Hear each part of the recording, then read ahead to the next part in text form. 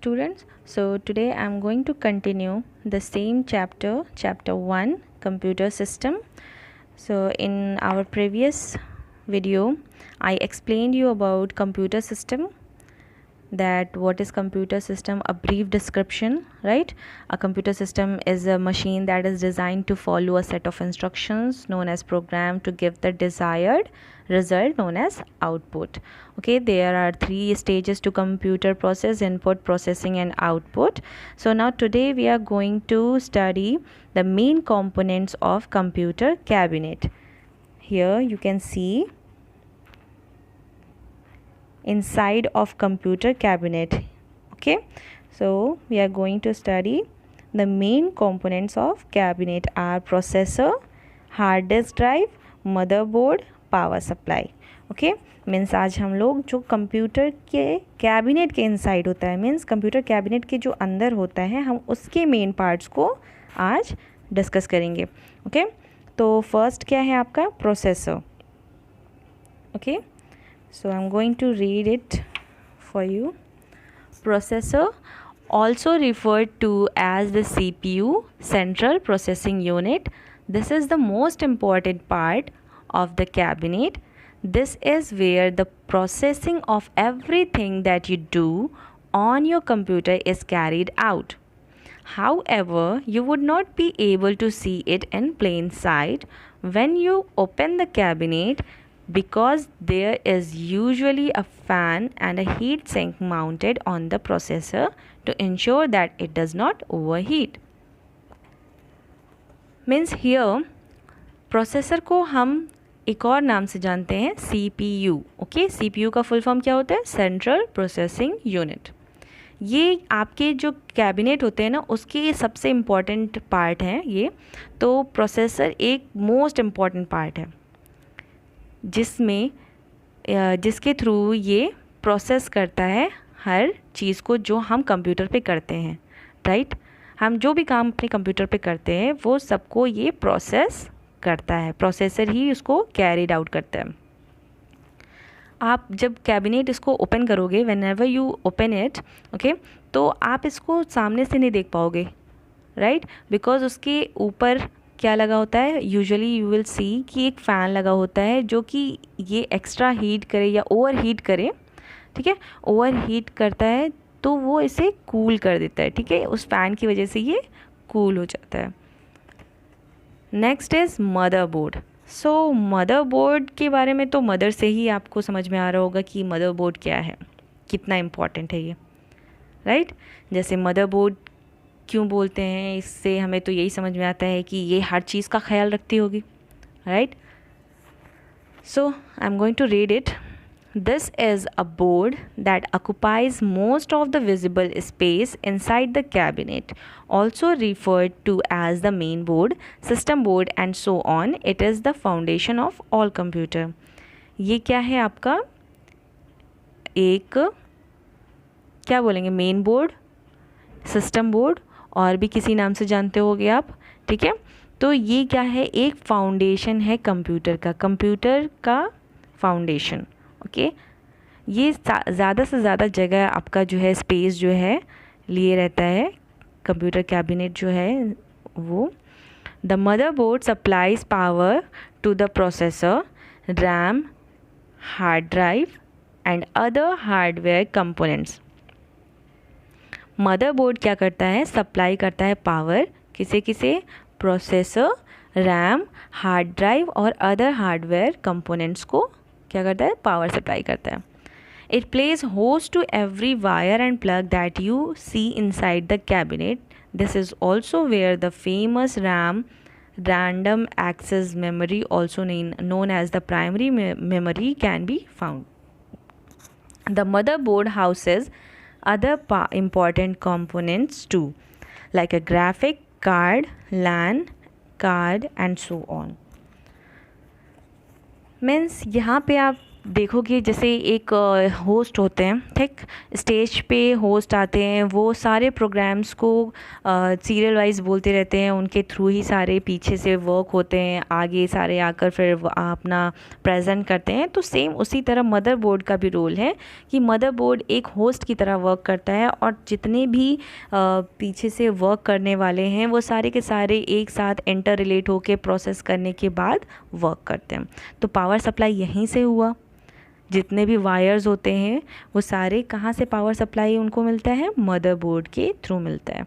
ठीक है, मदरबोर्ड एक हाउस है जो कि और भी कंपोनेंट्स हैं उनके, जैसे कि ग्राफिक्स कार्ड, लैन कार्ड और भी कई इम्पोर्टेंट पार्ट होते हैं।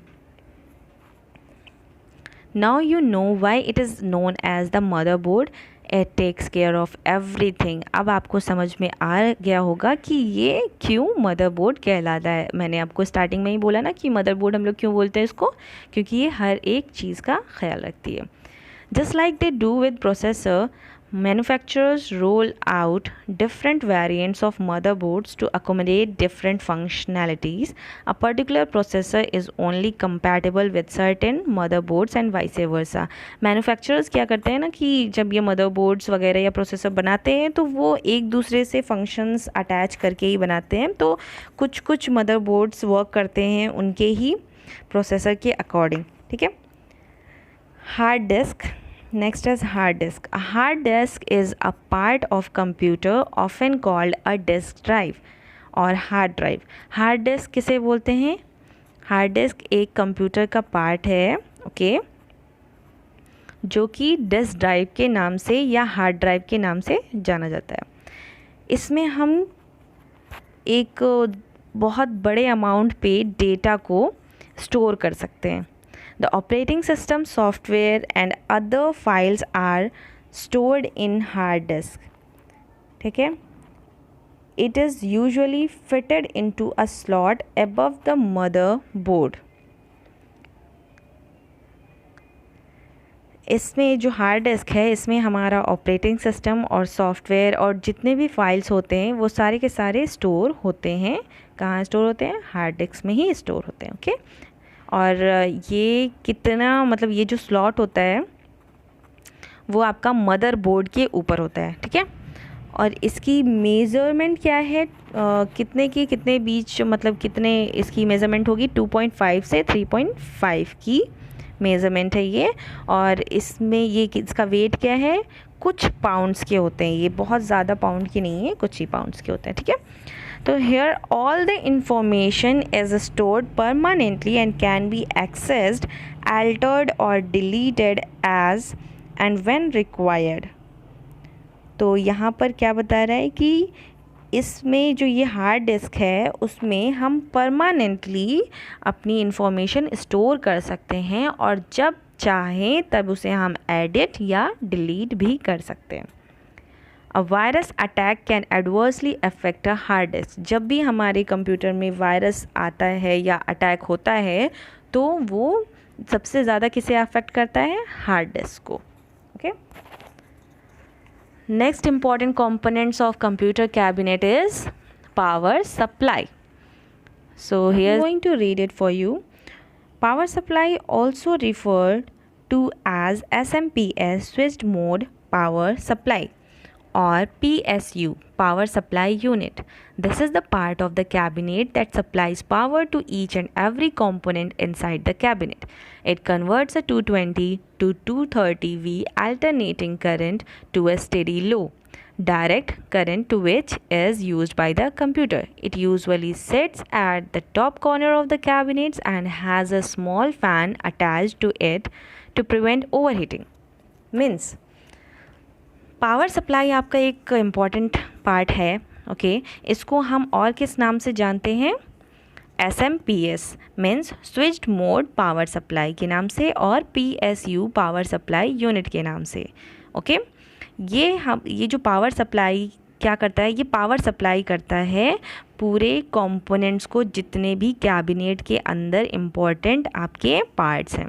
ओके, जितने भी आपके कैबिनेट के अंदर कंपोनेंट्स हैं इम्पॉर्टेंट उन सबको क्या करता है, ये पावर सप्लाई करता है और ये कन्वर्ट कर देता है पावर को 220 से 230 के बीच, ताकि जो हम कम ज़्यादा पावर डायरेक्ट मिलता है कंप्यूटर को उससे कोई प्रॉब्लम ना हो। ओके, ये कहाँ पे मिलेगा आपको, जो आपका कैबिनेट होता है उसका जो टॉप होता है, टॉप कॉर्नर, वहाँ पे आपने देखा होगा कि एक स्मॉल सा फ़ैन होता है attached. Okay, small fan attach होता है, ये वहीं पे आपको मिलेगा, जो प्रिवेंट करता है, वो फ़ैन क्या करता है, प्रिवेंट करता है ओवर हीटिंग से। मतलब जैसे आपका प्रोसेसर को बचाने के लिए, मतलब ओवर हीट ना हो उसके लिए फ़ैन लगी हुई होती है, वैसे ही सेम पावर सप्लाई में भी इसके लिए लगा हुआ है फ़ैन, ताकि ये ओवर हीट ना हो जाए। अक्सर आपने देखा होगा कि जब भी आप कंप्यूटर यूज़ करते हो, बहुत ज़्यादा यूज़ करते हो, उससे ये पूरा कैबिनेट एकदम हॉट हो जाता है, गर्म हो जाता है, हीट हो जाता है, right. So today I am going to end it here and tomorrow we will discuss about the input devices and output devices. Okay, so till then, thank you.